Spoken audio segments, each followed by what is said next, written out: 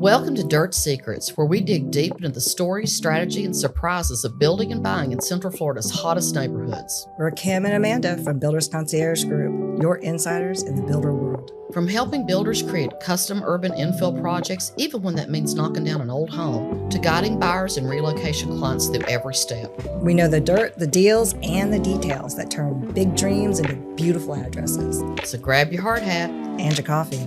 Let's dig in.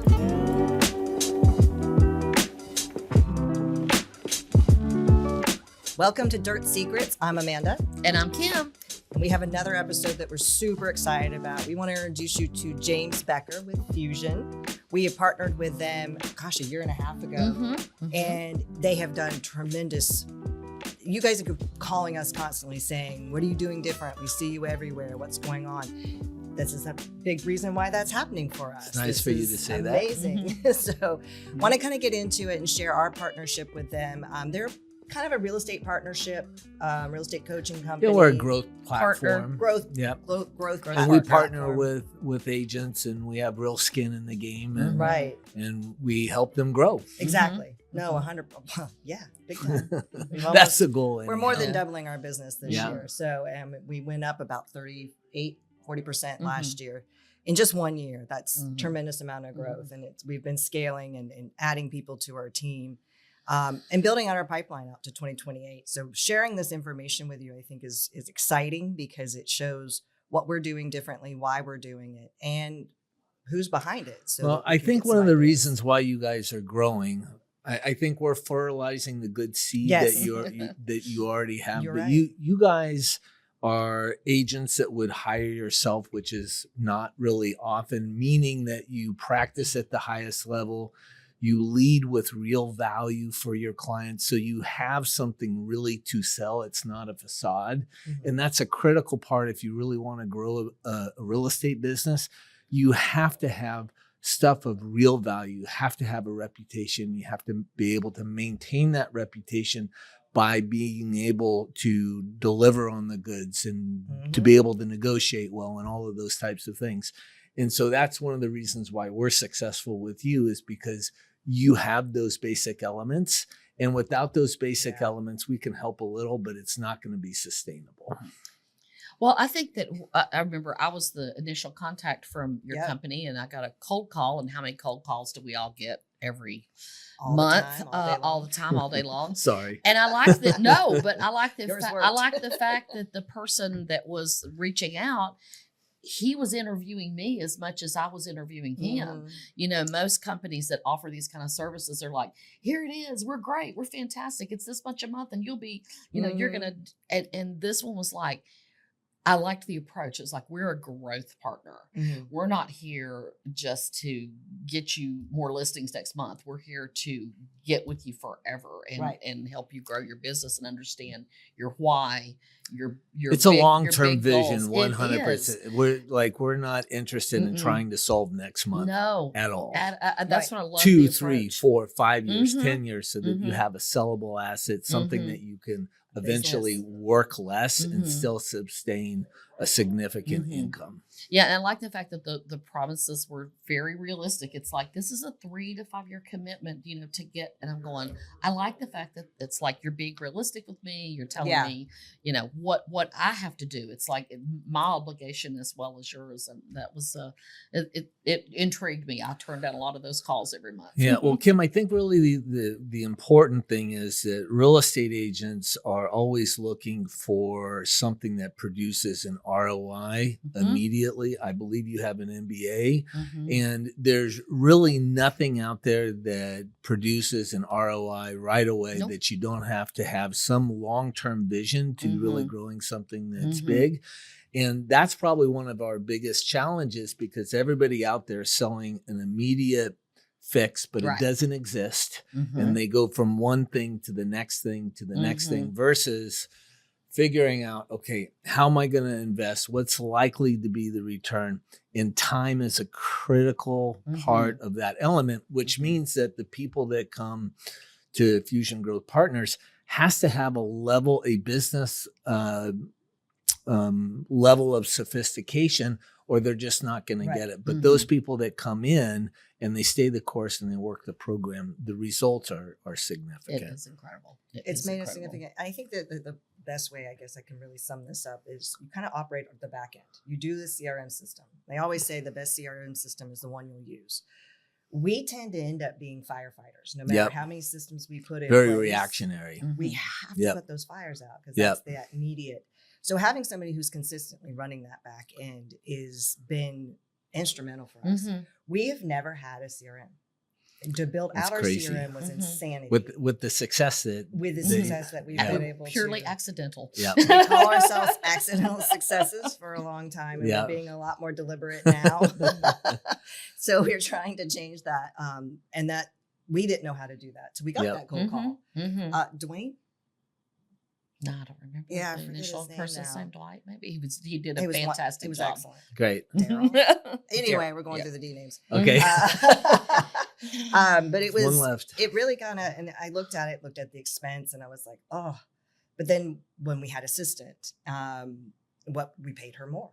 Yeah. And she was still putting fires out for us, and then she was doing other things. And assistants, by the way, get sick. Yeah. They get married. They get other job offers. They get pregnant. All of those types of things. And then that turns over. And that's one of the things with Fusion is we always have bench. Right. So we're going to have turnover too, but we always have someone who can step in and keep the process running. Our whole premise is basically this, and this was really what the initial thought was, is that we look at the up and down cycle of decent agents and the stress that causes, the roller coaster income, that type of process.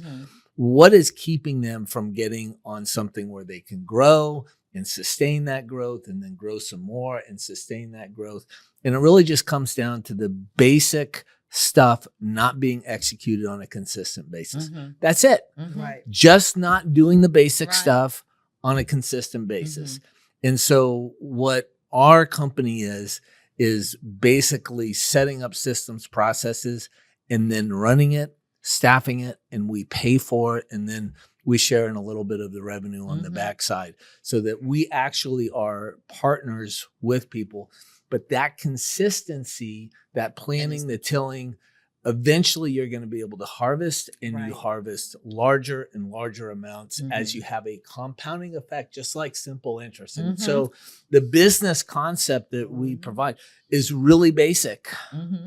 It's really basic, and it works. It's the same things that we've all been taught to do in this industry. I've been in it almost 35 years now. And it's like, it's not new information. Call your clients, write thank you notes, get gifts. It's not new information. Right. It's just the fact that someone is consistently in the background making sure that the day Kim didn't have a chance to do those things. Somebody else did it. And as we grow, that's becoming more and more. Yeah, it's been life-changing, and just I appreciate you saying that. Yeah, well, quite frankly, it's about half the cost of what it would be if we hired an assistant who would not be as effective. Yeah, that's on the front end, but on the back end, how much time are you guys saving from going through that process? Well, we're just doing it for the Yeah. first time. We're finally actually just doing it. I mean, it's just always been something that, we've never bought a lead. We've never done everything's always. I'm anti-lead, by the way. I am I know very people. anti-lead. Most people think, "What? You're No. anti-lead?" I'm very Yes. Don't anti-lead give too. me a cold lead to save my life. I don't have time to run in circles. No. Yeah. Well, like you were talking in one of the calls recently, it's like you have to build a relationship from scratch.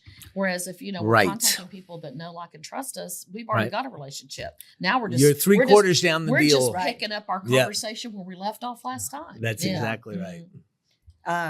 So your background is real estate. My background is real estate. Yes. How long were you in the field selling? Well, I'll give you just a little bit of a background. I got my license back in 1989, and I was in Sacramento, California at the time. The market was ripping; it was super hot. My very first day out, I had an open house. I got 7 leads. I sold a gal a house the next day from that group of people came, and I was hooked. You're like, that's it. This is great. I'm ready to go. 6 months later, we had Desert Shield start, and the market just stopped.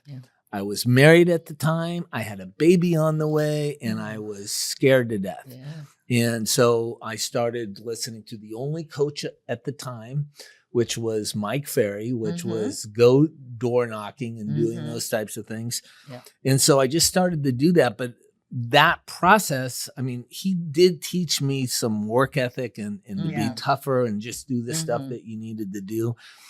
But it really didn't fit who I was. And so over a period of time, I started developing other systems and processes, which I ran that worked well for me. And I also worked really, really hard because I'm a little old school. I was the provider and I needed to make sure that I could take care of my wife and pay the bills and do those types of things. And so I just worked my tail off. But I can tell you this, which was very interesting. I had a mentor by the name of Fran Dixon. And he says, come over to the house. We're going to go through your numbers for last year. And I looked at all the cold calling, all the door knocking that I did. And I did about 2/3 of my business from that. And then I looked at my referrals and my repeat business, which I did nothing on, right? I was just focusing here. And the difference in commission was almost the exact same. There was no difference because my price range was significantly higher on the repeat and referral business versus going after the business that was cold business. And what I found was anybody who is on the upper side of things that's not new to town, they have relationships, they know people, and they are going to go to the people that they already know 85% of the time. And so that started me on a journey to start looking like, this is crazy. What if I spent more time developing a brand versus just being a salesperson? And that was really the catalyst that started moving us in a different direction. I stopped that business. I got a little complacent and I started a business development company, which is really the precursor to Fusion Growth Partners. That did not work out. That was a failure initially, but I couldn't be successful without for Fusion Growth Partners without the experiences that I had there. I started a mortgage company, did pretty well there. And then I just evolved into what we are now. We became a broker. We started bringing on agents. We had loan officers and then little by little tiny innovations and whatnot. We are now where we are. And right now we have about 350 employees. Half of them are in the United States. And we have over 1,000 partners that are like yourselves nationwide. Yeah, top producing agents in all kinds of different markets. Yes. All over the United States. Yep. It's a back end support system, but you also provide kind of a real estate coaching. So you talk about Mike Ferry and all the the difference is that coaching is related to making sure that you continue building your CRM and your back end, which continues to feed. Almost quickly. Almost all of the conversations we have is not about scripts and dialogues. No, it's about building a business that's scalable, which is totally different. So we have about 15 different principles that we really utilize and really want to focus our people on, which is one, become the agent that you would hire. That's actually so silly, but there's so many agents out there that would never hire themselves if they didn't know. But all of them, when I speak publicly, which I don't do a lot of speaking, I'll say, who would hire themselves here? And the vast majority of people, they all raise their hand. I say, you're kidding yourself. Like, you're walking in office, you sold 2 homes last year, and there's someone that's selling 35 homes. You wouldn't consider those people? What are you bringing to the table that's valuable that would make a consumer want to hire you and pay you $10,000, $15,000, $30,000. You have to have something that you can exchange for that kind of income. It's not personality. No, it's not. And so, you have to be real about those types of things. And then different things like I believe that agents are the CEO of their business. And you have definitely taught us that. Right. The CEO has to 100% allocate their resources into the areas that are going to produce the highest ROI. So what are the resources we have? Primarily, it's time and energy. Most agents have no clue what they did yesterday. Where did you invest your time? Where did you invest your energy? And so what we want to do is we want to say, really be very aware of where you're spending your time and energy on a regular basis.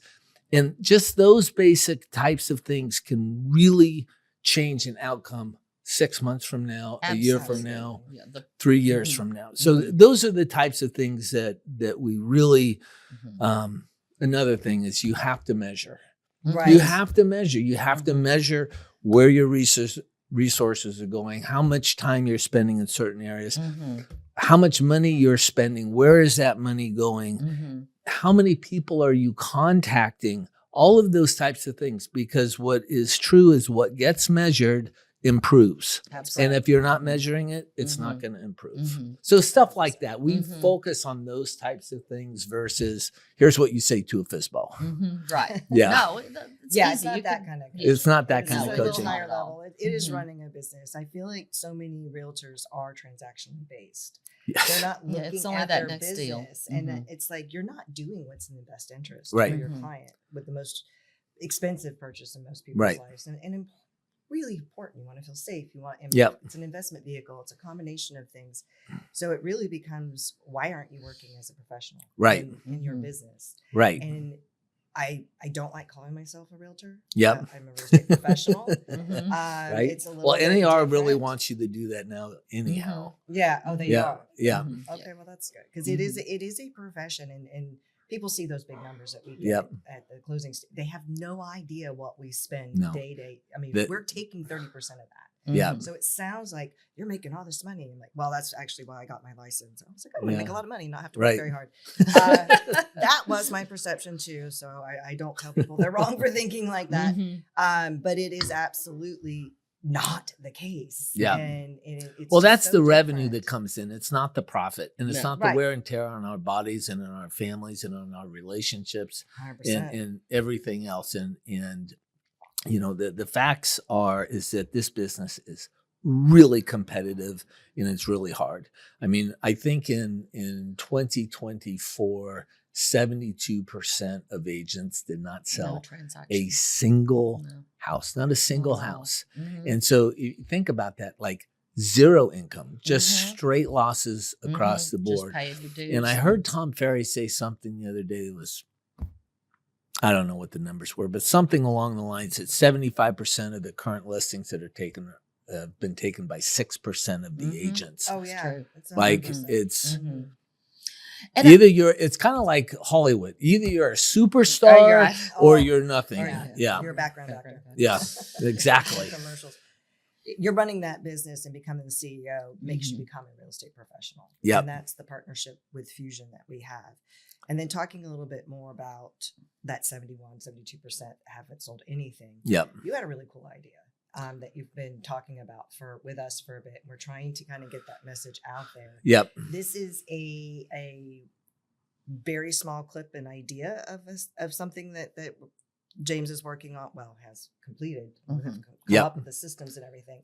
It's a lot more. We're still innovating improvements around it, but you're talking about the TMX program. Yeah, there's a lot more in depth to it. We don't have to get into the nitty gritty, but we can always follow up and give you more information. But I'd like you to explain how to help these people who are. Well, here's the thing. So if you're a brand new agent or you're an agent that's not selling anything and you're trying to get your friends and family to use you, well, that's a lot. Like we're talking about $500,000, $1 million, and people don't want to experiment their financial savings with someone who's brand new. And so there's two things. One, you have to get the word out. But once you get into the door or to the kitchen table, you have to have something that's solid. And I really want to take those people who have the ability to eventually be what you guys are, but to align them with people like yourself that already have a resume. And so if I'm a brand new agent, brand new in the area, I could say, I work with these two amazing individuals. They're my partners. And that is going to allow me to earn those listings initially. And I think so many agents, they want to be an overnight success. And, you know, it doesn't work that way for most people. It doesn't. Right? It doesn't. And so it's so much easier to walk into a listing and say, gosh, I've got Kim as my partner. And, you know, she's been in the business 36 years. She has an MBA. And when you hire me, you hire Kim. Right. And that's super powerful and the ability to then close business. And then the other element of that is that with our program, we can help market to their database, 200, 300, 500 people and co-market. It's their face and your face. And so the opportunity to become a part of the top 25% is significantly higher. Once you have a reputation, once you have that stuff, if you want to move on and go in a different direction, great. But this would put you on the fast track with connecting with people that have the type of reputation that you guys and the skills, and to learn how to negotiate deals and how to close deals, because this is a really emotional process. And if you don't know those nuances, you can really screw up some deals really, really quickly. Unfortunately, there's a lot of litigation and different things against people's licenses for those reasons. So there's 2,000 moving parts and pieces at any given transaction at any given time. So we have to be, it's a full-time job. It's not a sign in the yard and listing in MLS and taking calls and letting them go see it. It's not just that. There's so much to it. That that's why typically when you're new, you join a producing team, and you know you have that support. You can't do it part-time. You cannot do it part-time. And when people say, "Oh, I'm going to get into real estate," I say, "You do nothing else. You cannot do it part-time. No, cannot do it part-time. But if you have your license and you're not capable of going full-time yet, which was my case, it was a lot of people's cases when they get into it. This is an opportunity to build out your database and get a referral fee while we're doing it, and kind of learn from the transaction and build your reputation. We can get a referral fee. You can participate halfway. There's different levels. There's different what's levels. Right. But it starts your business off with a good foundation. Rather than just chasing things like you said. Yeah. So for me, if you're going to go into real estate, this is one of our principles: is you want to stack the deck to win.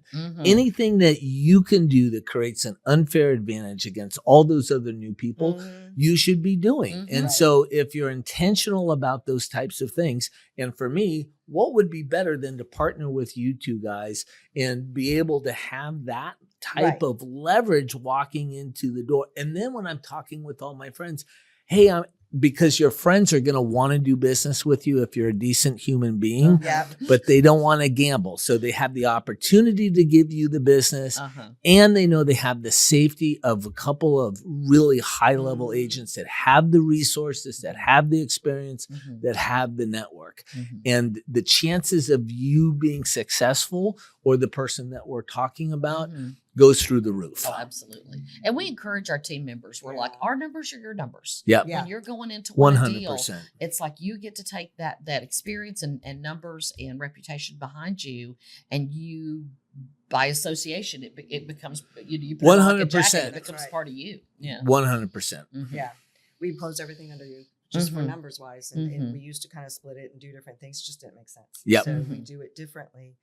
But it continues to allow us to grow. Well, that's because you guys are business people and you're not making decisions based upon ego. And that's the other thing that kills so many agents is their decisions are made on ego. I don't care.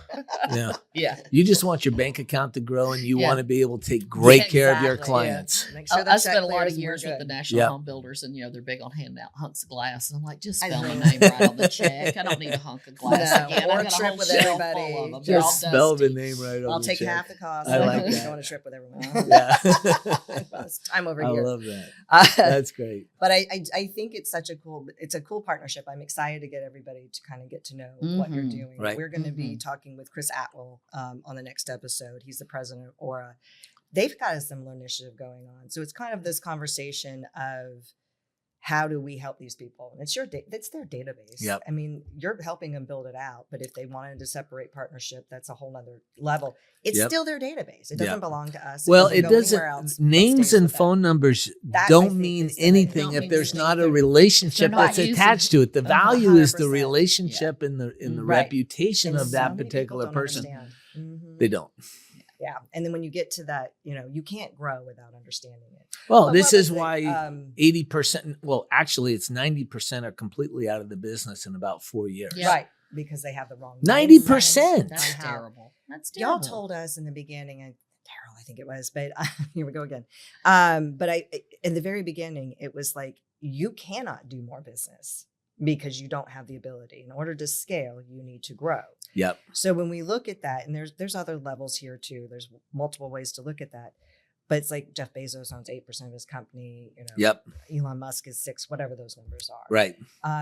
That's the mindset when you talk about you need to be the CEO of your business. That's the mindset. It's like it cannot be all, and you need help. And that's agents. They have to. I want all the commission, right. and so there's an epidemic of people who are so afraid to share anything. Oh, and it really is greed, but they don't have anything that has a value and. I don't know if it's an intelligence thing, if it's an EQ thing. I think it's fear. I think it might not be the next one. The next one might not be there. It's emotional, but somebody has to challenge their thinking. And this is really important. And in our industry, mortgage people are going to tell you what you want to hear. Title people are going to tell you what you want to hear. Brokers are going to tell you what you want to hear. And so we're kind of like ChatGPT. We just feed back what you want to hear, right? Which is what AI does a lot. Yes. And you have to have people that aren't fire hoses for your dreams, but can challenge you on your thinking. And that's one of the things that's really important. If you want to be the smartest person in the room, that's not a good thing. You need people who have the ability to say, I can see what you're saying, but have you thought about this? How are you going to solve this problem? If I was being pitched that, I would think X, Y, and Z. If you take that in and say, oh, that's a good idea. I need to have a way to answer that objection or to solve that problem ahead of time versus running into that wall without thinking about it proactively. So, and we have these conversations with people. I mean, that's one of the things that I say that we do that I think is very valuable is we argue with our clients all the time. Absolutely. And we think that's very valuable. It doesn't mean that we're right all the time, although I think we are most of the time. But not always. Not always, yeah. And, we don't know everybody's particular market and what might be specific to that person's personality or what feels good, but you have to have that ability to have an exchange of ideas and to keep talking about it because that's how you learn. Absolutely. And again, if 90% of the people in the business are failing, you want to learn as much as you can from the successful ones. And then and then stack the deck. Watch the failures too. I mean, and the failures. You learn a lot from failure. Every time. And I think what I like the most is it's really changed the way I think about my business. Yeah. How so? Well, it's changed that I'm like, I am the CEO. Yeah. I always thought of myself as a very important cog in the wheel, but I was just the cog in the wheel. Yeah. And my job, I'm the one that keeps all the trains running on time in the partnership. And I'm always like, do this. I felt like I was a constant taskmaster. Right. And I'm going, God, it's every day I get up and just start bitching at people. Yeah. And so it has just totally changed my mindset about it. It's like, no, I am directing. Yep. I'm coaching, I'm teaching, I'm encouraging, I'm helping, I'm developing, I'm helping them to be better, I'm helping them make more money. Totally flipped my mindset about my business. I was just one of those. And if you have to be the taskmaster all the time, then that person's not right for you. Exactly. Because if they're not growing, that's what we're doing. We're learning that too. They're just gonna suck you dry. I'm like, I can make it work. I can put that peg in that hole. I'm the hammer, and not everything's a nail. And And I That's think right. that's really what you guys have taught me a lot is not everything's a nail. Sometimes you got to walk away. 100%. You know, but for us, it's the same thing. Is that we're helping people and we're trying to really have them see what it is. And I care. I want them to be successful. We can And tell. just like with your people, you pour into people. And sometimes I feel like I want it way more than they do. And it's their business, ultra rewarding. And I have to be good at like, okay, wait a minute. Yeah, you're not. Like I got to pour into someone who actually wants the value. Yeah. You were going to say something. That same thing. Yeah. And that's the whole thing. It's like, we want to give back. This podcast has a lot to do with that. Like we share all of our information. It's dirt secrets, which has to do with land, but there are no secrets from us. If you need any information, want to know what our successes are, we want everybody. And the more, nobody can do all the business. Right. You know what I mean? So it's like better, I have to deal with too many bad agents. No offense. And if you're one of them, you already know I'll who say you are. there's a lot of bad agents there out are, unfortunately. So it's like the better they get, the more that we can share and the better they are, the better our whole industry is. And it's not about that individual deal, and it's about the growth. And then I think our business speaks for it without a CRM for so long. That we care about that transaction, not about that, or care about the whole business, not just that individual 100%. transaction. Yep. And I see too many people who just don't understand. Yep. So I think that's a lot of and never want to share their information. I'm always like, I'm an open book. You call me and say, hey, do you have a good resource for this or referral for that? I'm going to tell you. Yeah. Not too long ago, a little bit, I contacted an agent. I saw her pictures. I saw her listing. Yeah. Stunning. I was like, oh my goodness, I want to know that photographer. Yep. I called. Yep. And I've got a long-term relationship with this agent. I called. I texted. I emailed. I emailed her assistant. Silence. Yeah. I said, I'd love to get in touch with your photographer. Those pictures were phenomenal. Yep. And that is. I'm going, wouldn't you want to help the person that's helped you? Yeah. Wouldn't you want to help them grow their business too?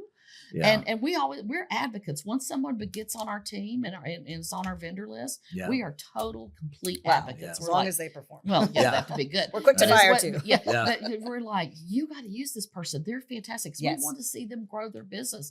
And then they'll call us and they say, thank you so much for sending me so-and-so. And you know what? The next time you need a favor too, it is a little transactional. When you say, I got something I need photographed like tomorrow morning at 8, they're there. Yeah. That person is there for you. Or I need this stage tomorrow. They're like, I'll make it work. I'll tell you an interesting story. So my first full year, I was at the #1 company in Sacramento, which was Lyon and Associates, and went to the award thing. I didn't know what was going to happen. I ended up being 18 out of about 500 real estate agents. And I was like, wow, this is great. And I want to learn more.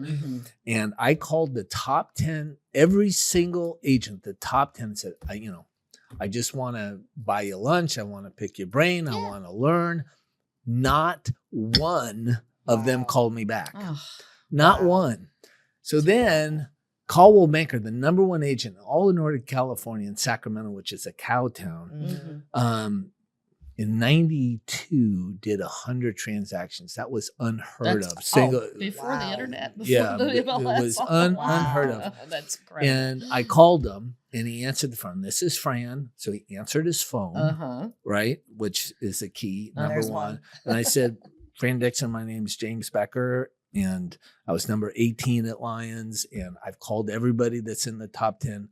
No one's picking up my call. And so I'm calling you at Caldwell Banker. And I like to buy you lunch. He goes, what you doing tomorrow? Wow. I ended up having a 4-hour lunch with him, went to work for him 30 days later and studied under him for 2-3 years. Changed my life. Wow. And I ended up making him some money as well. Of course. Right? Yeah, so, it's amazing. Answer the phone, say yes. Yeah. Absolutely. Meet with people, expand And you may learn something from them. Whenever we think we're out of room to learn more things, then we need to just stop because they may sell something just revelatory, just may turn on a light bulb. Right. But for brand new agents, I think it's important if you're trying to learn and someone's not calling you back, keep trying, keep calling till you find a giver. And then make sure that you pay it forward or that you give it back to them. Like honor honor what they're doing as well. It is. Oh, 100%. Mhm. I absolutely love that. Well, Mhm. what, okay. So I'm going to ask the question I know you all want to know. Everybody's talking about AI, what it's Yeah. going to do to our business, where it's going. I feel like it's going to shift, but where do you see AI taking the real estate business? Well, I think AI currently is overvalued. Yes. Tony Robbins has a video out that he's talking about how he had an AI agent that made money for itself and bought him a robot and all this types of things. And it's been totally discredited. There's a lot of stuff on the internet that is not true. There is no long form agents, AI agents that can actually do things with the consistency that you want it without watching it and paying for it. And so there's a lot of these big companies that spend a lot of money and they're all pulling back from this to a certain extent. So AI is going to be here. It's a very powerful tool, but it is not in the near future going to replace people. The other thing is I wrote a paper on this about 2 years ago that AI, as far as I'm concerned, is a psychopath. And what I mean by that is that AI, ChatGPT, can act like it cares about you. Yeah. It can write like, oh my gosh, you're so smart, you're so wonderful, which is what ChatGPT does. And so we know, though, that it is just ones and zeros. Yeah. It does not care at all. And so if we're doing something of significance, if we're investing a lot of money in the stock market, or we're going to a doctor and we have a serious health problem, we're not going to take our advice from our computer screen. We want somebody who is attached to the outcome. We want somebody who actually cares, and you have to be human to care. You have to have feelings, and you want somebody who is going to be responsible. And so right now, right there. we used to be the gate to information as far as real estate agents. That's no longer going to be the case. No, correct. However, there's so much noise out there. There's so much information. You still need an expert to say, this is important, this is not important, who you trust. And so where I think agents need to go is they have to, and they need to do it right now, they have to pour in to their relationships and into their brand. I think relationships and brand is going to be everything. And that's not to everybody in town. That's to the people that you select that you want to market to. So Seth Godin, who wrote All Marketers Are Liars and The Purple Cow, he's the bald guy with the little tiny glasses. I think he's brilliant. Talks about being famous to the family. And I really believe in that. If you are the person in a small group of people that are the go-to, you can have an amazing career, but you have to show up. You have to provide value. You have to answer your phone. You have to call people back when you say you're going to call people back. But I really think for us, I don't know what's going to happen with AI, but our protection is an amazing reputation and amazing relationships. And we need to pour into those things. And the more we have those things, the more likely we're going to be successful. So that's where I think we're going. I totally agree. I mean, who's going to sue AI? Right. I do have a funny story. A really close friend of mine was testing it, if you will, asking it a bunch of questions that he already knew the answers to. And it straight up lied. And he said, what are you doing? You keep lying to me. Right. I know you caught me. I'm sorry. Literally said that. And I was like, this is a common, that's crazy. This is a common occurrence. It's like, you cannot trust it. So if you think about trying to put your business, I think it's going to assist us to become faster and better. Oh, I use it every day. I use it every day. Absolutely. Every day. I see it as a great assistant. I see it as a great, like polishing everything up. I figured like whatever I do now, like I'm going to polish it up a little bit. I think it'll make us work more efficiently. But think of all the change. We're working more efficient. But we're working more. I'm working more because everybody else is using it, and so you have to really understand what it is that you're dealing with. And so I don't think it's going to allow us to sit on the beach and not have to have our business running in the background. Yeah, because the competition is utilizing these same tools. Oh, absolutely. And so, but I still think this is, like you said, it's very personal business, very relationship driven. 100%. And think of all the innovations that we've seen just since you and I, we've been licensed about the same amount of time. Yep. And, you know, I remember when they used to deliver the MLS books to the office every 2 weeks. Yeah, and we were on facsimile. So Sacramento was a little bit ahead of. A little bit ahead of Orlando. But yeah, I mean, you know, arranging to show a house would take 2 or 3 days. And if you were able to show more than 2 or 3, you were doing great. Well, you had to get to the payphone. You had to get to keep that. The beepers. I had 2 beepers. I had a pager. But and every time, you know, I've constantly heard, oh, we're going to be paperless in the next 5 years. Tripled. You know, everything will be every transaction will be done, you know, via email. We won't be meeting face to face. And the more I hear these things, the less it becomes true. People still, we have open house every weekend because we're new. The same thing in 1989. Yeah, it's the same process. It's the same feelings. It's the same people melting down because there's a cut in the screen on the window. Exactly. You know, it's no different. It's and people say, what's changed? Like not a lot. Not a lot. Not human what nature we has do client facing is pretty much all the same. Pretty much the same. Absolutely. And so I'm not expecting it to change. Better tools to do it with. Yeah. Better tools makes it more efficient, but makes your competition more efficient. And so you But, you know, people are starting to recognize that. You know, I'm always careful when I'm composing long documents with AI because I'm like, I still want it to sound like me. Yep. Yeah. And that's another thing. I've been cautioning everybody. I'm like, if you're writing a sincere email to someone that you establish a connection with, I'm like, do it yourself.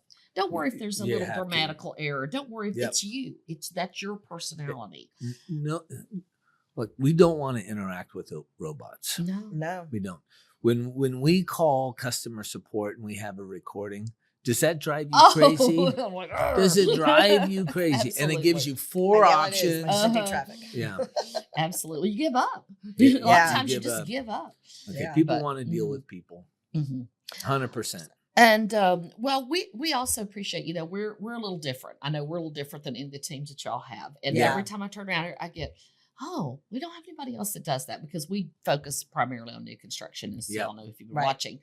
And I love the way that you guys have definitely like done some things differently because they're like, you're going to have this event, so we need to promote. It's been.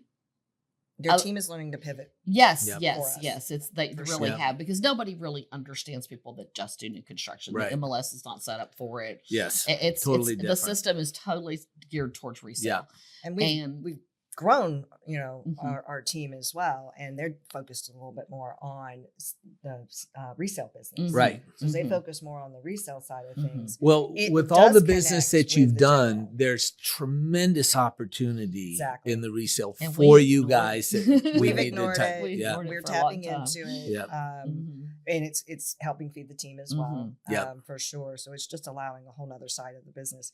But now you guys are helping us pivot to utilizing what you guys do best from the resale side, but also because you're just leveraging the relationships that you've already had. And you know, systems are a little different. We're going to we've probably tripled our resale business this last year too, because they're like, once again, I see you everywhere. And you know what's the stat? 85% of famous to the family. Yeah, 85% of people will contact the last realtor they had contact with. I'm like, and they can't remember. Well, they say that that's actually statistics said is that 85% would use the same one, but actually only 10% do. Why? Because 90% of those people are out of business, or none of them ever followed up, and that relationship broke. That connection, the tethering, it did. We have a new team member, and she was just. Oh, you just bought a house. Who did you use? Because she's been in real estate and she just joined us.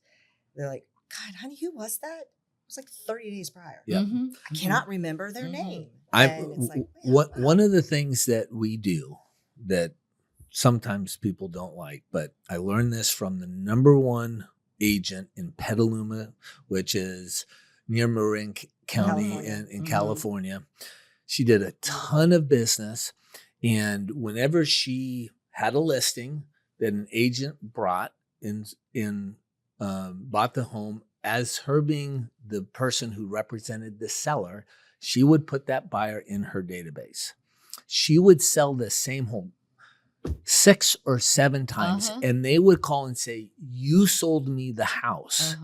And so we just put that right into the database for our clients, because most likely those people are going to be gone, and they're never going to be contacted again. And and if those people call, you help them, you provide service for them. You know, our slogan is make friends, serve people. And, you know, if you just do those basic types of things, your reputation is going to grow. But the point being is those people that were represented by somebody else, it was someone who's just looking for the transaction and had no long-term vision. No. Exactly. They weren't running it as a CEO. You'll never hear from them again. So I'm going to ask you a few questions as we wrap up. I'm going to do a little rapid fire advice. Okay. And then if you want more information about how to contact Fusion, just give us a call, because you might be impressed with some additional information we can share with you. But I'm going to go start rapid fire. What's one piece of advice you give every real estate agent right now? Right now, is spend 50% of your time building your database. Wow. 100%. Okay. And when I say that, that's people that you know, are connected to, that are in the area that you can service, not leads, but like know, like, and trust relationships. Get involved in nonprofits, serve people, network, say yes to everything, go to every party, get out there and meet people, and that's more important than anything else. And I just want to say that if you have a database and you're doing what we do, which is a fair amount of marketing to those particular people, what we find is, for the people that are in that database for over 2 years, it's about $1,000 to $1,500 in revenue every single year. So if you have a true database of people who know of you and you've met them, or they're connected through the gym or church or a nonprofit or whatever the case may be, if you have 500 people in your database and that database has been seasoned over a couple of years, you're going to make $500,000. Yep. Almost. And how many agents are making $500,000? Yep. It's not there. It's that simple, but that requires you to plant and then wait for it to grow. You cannot harvest right away. So give up on harvesting right away. 100%. And I think that's a big takeaway here. What's one trend you're watching closely over the next few years? To me, I've been in the business as long as Kim. They all seem the same to me. Yeah, they really do. So we're always talking about the new thing. We're talking about AI, but there's been, I don't know how many new processes and trends. And really, I was born and raised in California, but my father was born and raised in Nebraska. And so I consider myself the son of a Midwestern man, which is basically, you know, just do the basics and do the basics well. And that's where I spend most of my time. Yeah. Consistently what you're supposed to do every single day is not changed. Sometimes I have to get off Instagram because I feel so inadequate. I'm like, I'm not doing this and this and this and this. I have to be doing, and then I have to stop and step back and go, you're doing the right things. Yeah. Have you ever noticed the people who come out in Instagram that are great and they're doing a great job for a long period of time, but a year later, they're not doing it anymore. Yeah. We have a client, one of our best clients in California, and he was doing skits, and they were brilliant. Like, he would do these plays on The Office or Gilligan's Island or whatever, and they were great. But after a certain period of time, that creativity is really, really difficult. And if you can't sustain it, there's no value to it. Right. No. If you decided to brand yourself as a comedian, you have to keep writing new comedy. And you know, all the late night shows, they've got 20 writers full time. You're not going to compete with that. Not sitting there coming up with those ideas, and they're still not that every great. day. Yeah. Although he's really good at delivering it. If listeners take away one message from today's conversation, what would you want it to be? Make friends, serve people, do the right thing. answer your phone, I love it. do the basic stuff. That's not one message, you're going to, yeah, do what you say you're going to do every Mhm. time. Mhm. Just really basic stuff. Be nice to people. Yeah. Try and get away from your ego the best you can. Yeah. absolutely. You know, have some, you know, what's that song? Tim McGraw, you know, be humble, be kind. Yes. Mhm. Oh, 100%. Yep. That's the most important. Authentic, real. Mhm. Don't Yep. be somebody you're not either. Yep. Like I hear Well, that a lot. Yeah, but you know, if you use a lot of foul language and that's authentically you, that's probably not great to brand yourself Why are you that talking way. to me like that? You know, people, you know, was having a conversation earlier. People that are selling their home oftentimes are having a divorce. Yeah. Somebody has died. They have financial tough time of issues, their or life. they're making more money, Mhm. but they want their stuff private. Right. Mhm. They don't want to be 100%. embarrassed, Mm-mm. and they want someone who is professional and conservative, Mhm. not necessarily in politics, Mhm. but No, in in truth, personal Right. behavior, Mhm. Mhm. and you have to demonstrate that. Controlled and Mhm. Yeah, confident. I mean, Mhm. you know, there's a guy that used to work for us. He was the hit of the party. Everyone loved him. Mhm. He would tell off-colored jokes. He was Mhm. always a little inappropriate. Mhm. Everyone loved him, best friend. Yeah. But they wouldn't do business with him. Right. You don't right. want to be Yeah. that guy. No, you don't. Yeah. If you could recommend one book, there's Yep, so this many is- millions and millions and millions of real estate books out there, and we all get like, this is the Or not best one, even this just is the real best estate. one. If you could recommend one book for a new agent, which one would it be? Well, there would be two Okay, we're allowed to. books. We're allowed to. So the E-Myth is an absolute, it's not a real estate book. It's a small business book Mm-hmm. On how to build systems and processes. Mm-hmm. I think that's critical. And then Good to Great. I think that's a great business book that was Mhm. written by Jim Collins, who was Mhm. a professor at Stanford's business school. And Mhm. they studied all of these businesses that did really well, and they looked for the common elements Yep. inside those Mhm. businesses. And I think those are two of my All-time standards. But favorites. the E-Myth is really important if you're going to build a business. If you're going Yeah. to just be a real estate agent, go to work for a business person. Right. There Right. you go. Yeah. I mean, technically, what we do is Go to put work business for in these place ladies here. builders. Yeah, Yep. I mean, the business side of things is what's the most Yep. critical piece of it. Yep. Or at least having somebody who knows how to do that. Or Right. partnering with somebody who's helping Yeah. you build that business out is very important. Okay, so thank you so much for coming on. Thank This you was for having me. awesome. No, Thank Very you. exciting. appreciate it so much. That's another episode of Dirt Secrets, where we uncover the real stories and strategies behind building and buying in Central Florida. If you're a builder ready to make your mark with a custom urban infill project, a buyer looking for the perfect home, or someone relocating here for a fresh start, we're here to guide you from blueprint to closing. Make sure to follow the show on your favorite podcast app so you never miss a single secret and to stay ahead of the market. You can find us at buildersconciergegroup.com or on Instagram and Facebook at Builders Concierge Group, where we share listings, behind-the-scene tours, and sneak peeks of what's coming next. We'd love to hear from you. Send your questions, your dream home wish list, or your own dirt secret, and we might feature it in a future episode. Remember, whether you're breaking ground, buying your first home, or finding your Florida forever home, The right property isn't just built, it's crafted with the right team, the right strategy, and the right connections. you've been listening to Dirt Secrets, and we'll see you on the next episode.